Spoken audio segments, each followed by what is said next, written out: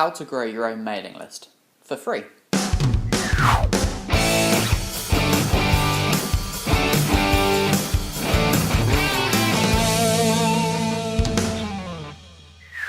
When we get an inquiry, one of the most commonly asked questions is, I want to get into email marketing, but I don't have a mailing list. So, to help you get started, we're going to show how you can build your own mailing list for free. Over the next 2 weeks, we're going to cover all the tried and tested methods to generate your own killer mailing list that's going to produce results for your business. So, let's jump right in. Building your initial list. As a business, how many customers do you speak to a year? Now, even the smallest business is going to be speaking to hundreds of businesses every year. A great place to start is put together a list of all your previous customers and current customers. Now, if you use a CRM system, this job's already done for you. You just need to run an export of your current contacts. Many companies overlook this, but this is the best place to start. These are pre-qualified contacts who are interested in your products and services, so it would be a waste to ignore them. Now, if you're using email marketing for these people, this is a great way to drum up repeat purchases and hopefully upsell to your current and previous customers. If you've ever purchased from the likes of eBuyer or Amazon, have you noticed after making a purchase they start sending you their email newsletter?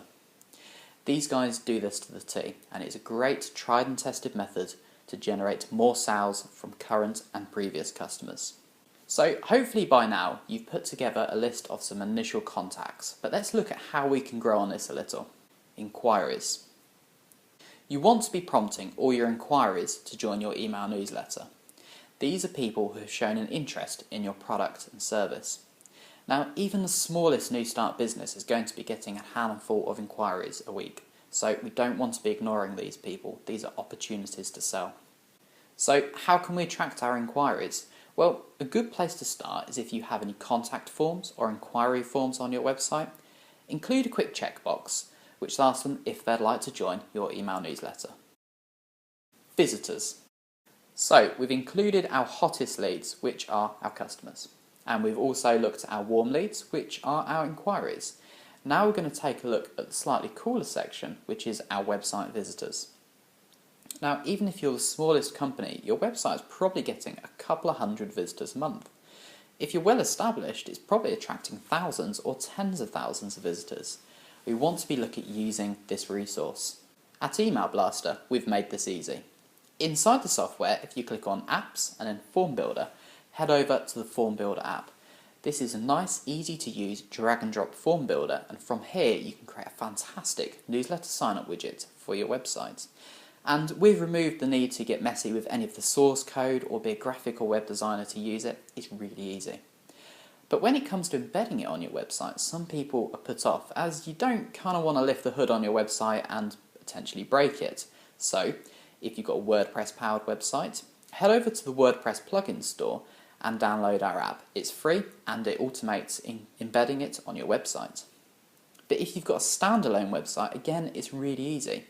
It's as easy as adding a YouTube video to your website. But after adding the newsletter sign-up form to your website, on its own, it's not really going to do much. You need to be doing something with it.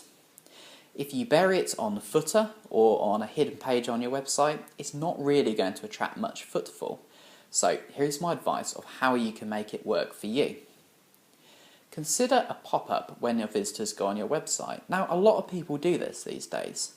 Don't get me wrong, I'm not talking about the traditional spammy pop-up windows that people used to use 10 years ago. Your web designer will be able to produce a slick animated prompt when a user comes on your website. Or alternatively, consider giving your newsletter sign-up widget a prominent place on your homepage. But remember, what's in it for me? That's what your customers are going to be thinking when you ask them to join your newsletter sign-up widget. Make sure you give them a good reason why they should join your email newsletter. Just to be hit with sales and promotional information, well, that's going to put people off. So, there we go. Using these approaches discussed today, we're going to build a mailing list which is going to be a killer sales route for your business. It's tried and tested methods, so I recommend checking them out.